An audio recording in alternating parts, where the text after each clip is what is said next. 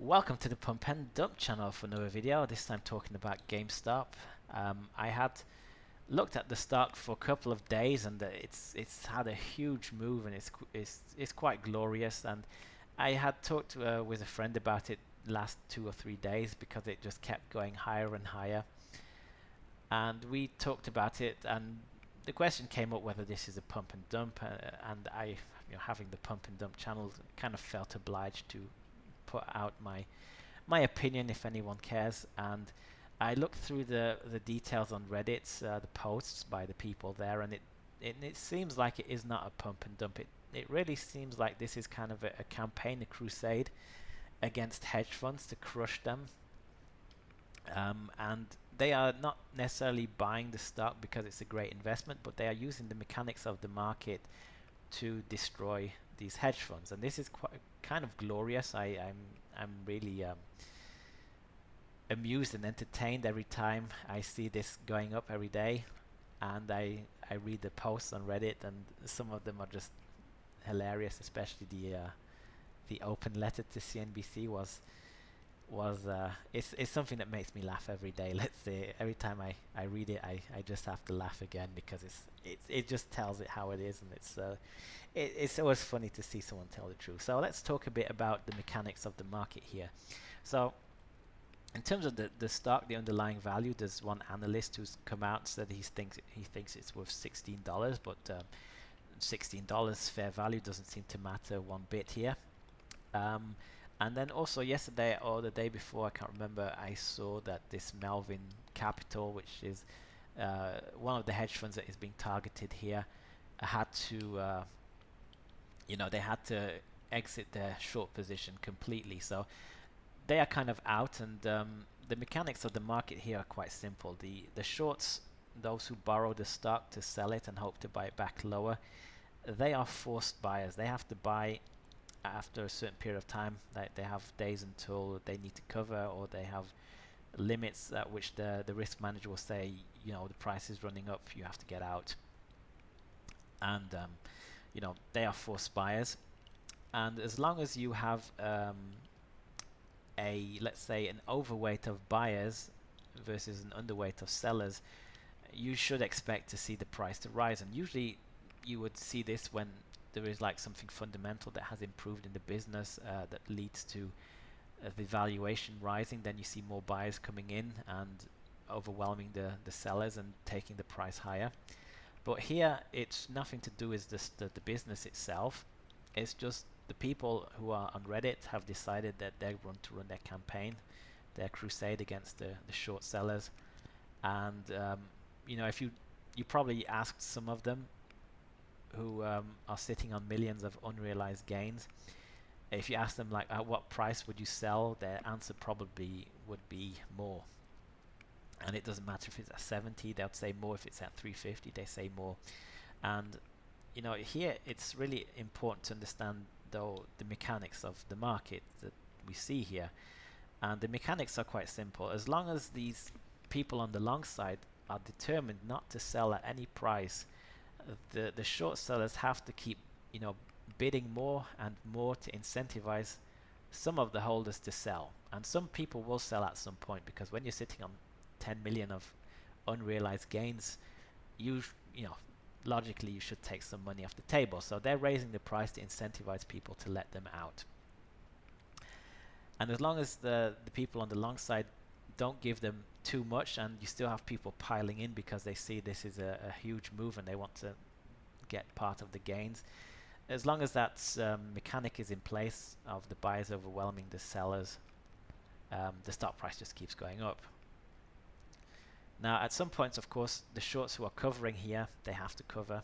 The price is just going way too high, and if they let it go too high, they'll be at a point where they're bankrupt, and they need to avoid that at all costs. So at some point the short sellers will have to buy and cover because they are forced buyers, and at that point, when there's no more short sellers who have to buy at any price, the rocket fuel that is driving this parabolic move will eventually dissipate, and that would probably be around the time when this starts fading away and then collapsing. Also, one Achilles heel for the long side would be if there were lots of people who are on margin debt borrowing against their existing position to buy more, and this is something that I would absolutely encourage anyone to avoid who's involved in a move like this, is to be on margin. If you are on margin, you should be repaying that immediately, getting out of that margin. And if you are not on margin, then in theory you don't have to sell. You can ride it all the way up, you can ride it all the way down, it doesn't matter. But if you are on margin, and let's say you've borrowed 5 million and you have 10 million in stock, and you borrow 5 million to buy more shares, then that 15 million at say 350, if that drops to like 300, then you're down like 1/7, which is like 15%. And 15% of 1.5 million is about 225. So you'd be down 2.25 million on that, and you'd have to then start selling stock. So if you have too many people on the long side who are on margin, and the people on the short side would see that, they would just borrow as much as they could to sell the price down and force everyone who's on margin to get a margin call, and you have to sell, and then overwhelm the stock price, the buyers with the sellers, and force the price down. And that's kind of the Achilles heel here. So anyone who's involved in this stock on the long side should be absolutely avoiding being on any form of margin, because if the stock price goes down, you are toast, and you could lose a lot more than you put in.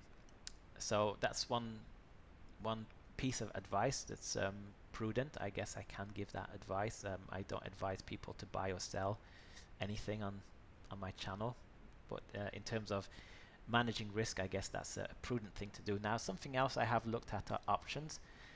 The call and put options, they are at very high premiums. Like, I still have the quote from yesterday, but I guess if it opens up at 450, will change. But a strike 350 call option for tomorrow, 29th expiry, you can sell that for $90. So that means that you could sell an option against 100 shares, a covered call, so to speak. You're selling, and you would get like $90 per share. So that'd be like $9,000 you would get to give someone the right to buy your stock at 350. And that would mean that if it opens up here at 450, that person gave you 9,000. You could buy the other 100 shares that you hold for 35,000, and then he could sell it for 45,826, and that would give him a net gain of a few percentage points. But in terms of after parabolic move like this, I think it would always be prudent to sell some calls against your shares, especially when you're getting it like just on a one-day basis.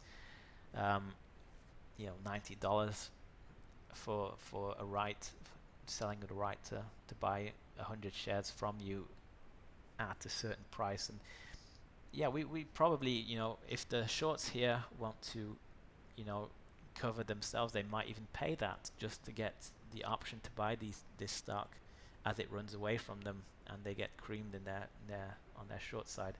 So another thing to keep in mind is that, like, if you go further out, the premiums rise. So you could sell a February 5th of February call, same for 350, and this is as of yesterday using this price, I guess, for $150. So you would get $15,000 to give a 1 week right to someone to buy your stock at 350, and that would be like essentially selling the stock for 500 if you get exercise. But if the stock price collapsed, then you could sell that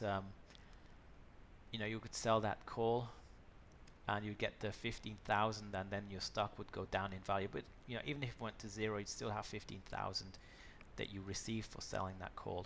So these are things to keep in mind. I mean, I personally, that's what I would do, is I would, if I was involved, and I'm unfortunately not involved, I would be selling calls, and like until the 12th of February, it's only 161. So I would stick to the 5th of February, according to these quotes I get from my broker. I mean, every broker might be different, but I would keep it on a short time frame.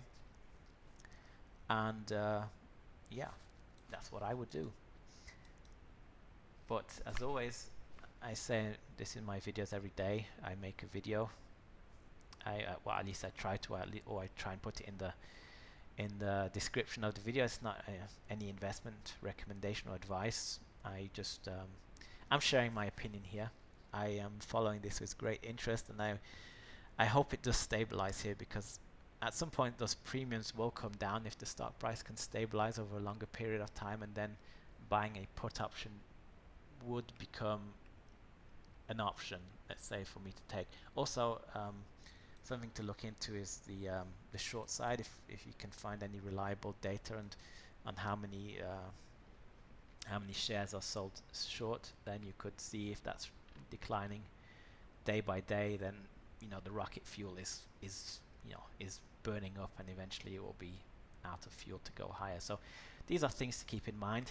There is no doubt in my mind that at some point this will collapse. At this point in time, the trend is higher, but as I said, this is very volatile. This could open at 450 and drop to 250 in an instant, and there'll be nothing you can do about it. And then from 250 it could go to 1,000, or it could go, it could over time just whittle away down to 50, and then if you're holding on the way down, then you're going to get crushed. So yeah, that's going to do it for this video. Shares short December, that's not very good indication, because we're already end of January almost, so I need to find better data than this to see what the short side is doing, and hopefully this can stabilize over a few days and the premiums on the options can come down, and then I will maybe buy a put option for like, I don't know, like 50. Oh, there we go. The market has just dropped in pre-market from 450 to 311. Just like I said, even though I haven't posted it, and I'm already having an effect on it. So anyway, I'm going to leave this this video right there. So remember, as I just mentioned, it's not investment advice to buy or sell this stock or do anything. If you like the content, of course, you can stay subscribed to my, or get subscribed to my channel. You can put comments in the comment section as usual.